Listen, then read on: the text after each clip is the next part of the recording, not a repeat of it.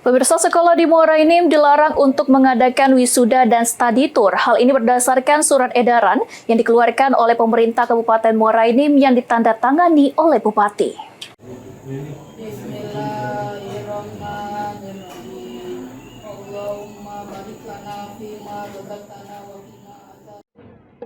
Sebagian orang tua siswa mengeluh adanya kegiatan sekolah yang membebani biaya cukup besar, seperti wisuda dan study tour yang mengeluarkan biaya besar dan dibebani kepada wali murid. Menjadi perhatian pemerintah daerah untuk bisa memberikan solusi terbaru bagi pihak sekolah dan orang tua murid.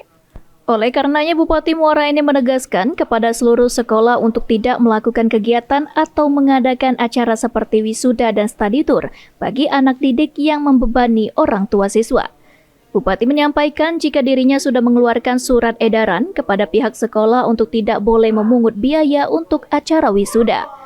Edison menyampaikan sebaiknya sekolah hanya mengadakan acara perpisahan dengan sederhana.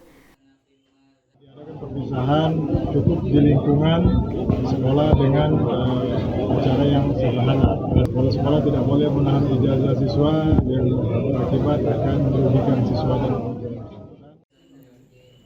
Surat edaran yang dikeluarkan untuk sekolah harus dipatuhi untuk bisa meringankan beban biaya sekolah anak.